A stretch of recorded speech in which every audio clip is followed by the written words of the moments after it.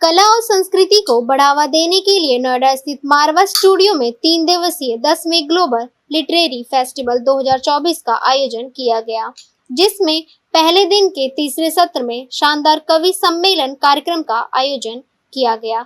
द्वीप प्रज्वलन के साथ कार्यक्रम की शुरुआत की गई। कार्यक्रम में doctor Sandeep Marwa, festival president and chancellor AAFT university of media and arts, Acharya Satyendra Narayan, Amit Sharma, BL Kaur आदि लोग मौजूद रहे। Doctor Sandeep Marwa, festival president and chancellor AAFT university of media and arts ने सभी लोगों का शुक्रिया अदा किया और कहा, हमारे देश की सारी संस्कृति कविताओं में लिखी है। यदि आप प्रेमचंद्र को पढ़ते हैं तो उन्होंने उस समय की समस्याओं के बारे में जो लिखा है वो आज भी निरंतर जाती है। ग्लोबल लिटरेरी फेस्टिवल में आके बहुत अच्छा लगा। पिछले साल भी मैं आया था और ये नोएडा जैसे जंगल के जो सीमेंट का जंगल है, नोएडा को सीमेंट का जंगल बोलते हैं, उसमें साहित्यिक गंगा बहाना ये मारवा स्टूडियो और AAFT का बहुत बड़ा कमाल है।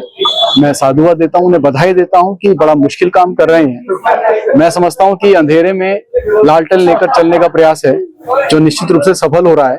इससे जितने स्थापित कवि हैं वो तो सबके सामने आते ही हैं, लेकिन नवोदित कवियों को भी जो प्लेटफॉर्म दे रहे हैं आप लोग, ये वास्तव में संदीप मारवा साहब और सुशील भारती जी बहुत बहुत बधाई के पात्र हैं।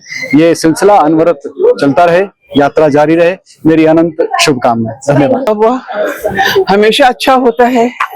मैं पिछले 9 वर्ष से इससे जुड़ी हुई हूँ। कवि सम्मेलन की संयोजिका में ही रहती हूँ।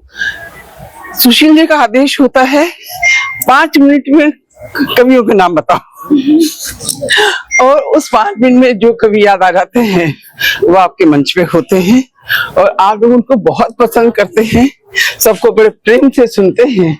इसलिए इवेंट अच्छा होता है, क्योंकि जो भी कार्य किया जाए वो निश्चल मन से किया जाए, निस्वार्थ होकर किया जाए। जिस कार्य में स्वार्थ आ जाता है उस कार्य में सफलता नहीं मिलती। जब हम निस्वार्थ भी कार्य करते हैं तो हम सफल होते हैं। ये सब वो कवि हैं जो बहुत गहरे तक बैठे हुए हैं, बहुत गहराई से सोचते हैं, बहुत अच्छा लिखते हैं। पर आजकल जैसे हर जगह राजनीति है, साहित्य में भी राजनीति आ गई है। बहुत से ऐसे कवि जिनको बड़े मंच नहीं मिलते, वो इस मंच पे आके बहुत बड़ी बड़ी जगह जाते हैं। ये मंच उनको आगे बढ़ाने में प्रेरणा देता है और बहुत सुंदर मंच है ग्लोबल लिटरेरी फेस्टिवल, और आगे जाए, हमेशा इसी तरह चलता रहे। आप लोगों का सहयोग मिलता रहे, क्योंकि विद्यार्थियों का सहयोग मिलना बहुत जरूरी है। जब विद्यार्थी वक्त जुड़ जाता है तो उसके जो कवि होता है ना, उसको भी सुनाने में आनंद बहुत आता है। देखिए, आज का जो कवि सम्मेलन था मेरे दिल के इतने करीब था, उसके कुछ कारण हैं। सबसे पहली बात तो ये कि इतने सारे युवा चेहरे, चमकते हुए चेहरे, दमकते हुए चेहरे और मुस्कुराते हुए, और मेरी बात उन तक पहुंचती हुई मुझे याद करवा गया जब मैं रोमानिया में अपने छात्राओं को पढ़ाती थी। वो ऐसे ही घंटों मंत्रमुग्ध होकर के सुनते थे, और अर्मीनिया में भी इसी तरह का अनुभव हुआ, और वो आज मेरा अनुभव ताजा हो गया। दूसरी बात ये कि मैं आश्वस्त हूँ कि मेरी युवा पीढ़ी साहित्य से जुड़ रही है। जो तालियां आप लोगों ने बजाई, जिस प्रकार से आप लोगों ने सभी का उत्साहवर्धन किया, मुझे लगता है कि इस तरह से आप लोग साहित्य से जुड़ रहे हैं, तो ये एक बहुत बड़ी बात है। लोग कहते हैं कि हिंदी कोई पढ़ता नहीं, लोग कहते हैं कि हिंदी में कोई कुछ कहना नहीं चाहता, कोई सुनना नहीं चाहता या समझ नहीं आती।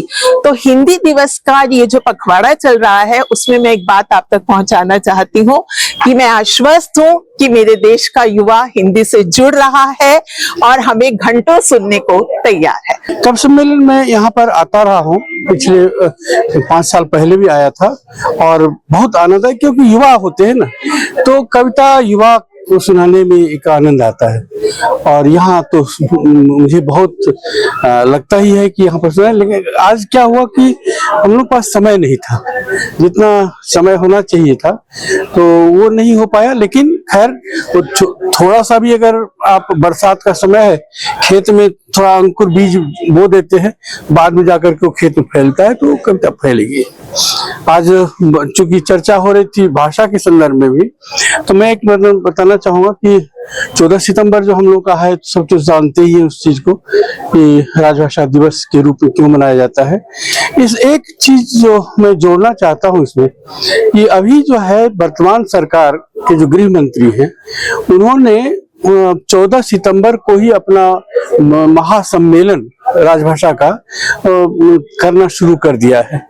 उससे जो दिक्कत क्या हो रही है कि सारे कार्यालय ठप हो जाते हैं 14 सितंबर को, जबकि होना ये चाहिए कि 14 सितंबर से पहले वो उनको कर लेना चाहिए। 1 सितंबर को वो कर ले, तो ताकि उससे प्रेरणा लेकर के, प्रोत्साहन लेकर के लोग 14 सितंबर को अपने अपने कार्यालयों में करें। अभी क्या हो रहा है कि सारे कार्यालय बंद है, तो सब रो रहे हैं कि हम क्या करें, हमको तो बुलाया गया दिल्ली, हमको बुलाया गया सूरत, हमको यहाँ बुलाया गया। तो ये चीज जो है इसको रुकना चाहिए। और जो अगर सुन रहे हो गृह मंत्रालय के लोग, अधिकारी लोग, तो वो इसको आगे से ठीक करे। 1 सितंबर को ये कार्यक्रम करे, 1-2 सितंबर को रहे, और ताकि 10 दिन जो मिलता है समय, तो 14 सितंबर को हर घर, ये इसी तरह से है जैसे कि कोई फरमान जारी कर दे कि दिवाली जो है कहीं किसी घर में नहीं मनाया जाएगा, दिवाली जो है वो हम एक बगीचे में बनाएंगे। तो भाई बगीचे में आप बनाइए, कोई हर्जा नहीं है, लेकिन घर को अंधेरा करके नहीं। ये चीज मैं कहना चाहूंगा। नहीं, मुझे तो बहुत अच्छा लगा। मैं पिछले 10 सालों से यहाँ आ रही हूँ और जितनी बार आती हूँ हर बार उससे भी ज्यादा मजा आता है।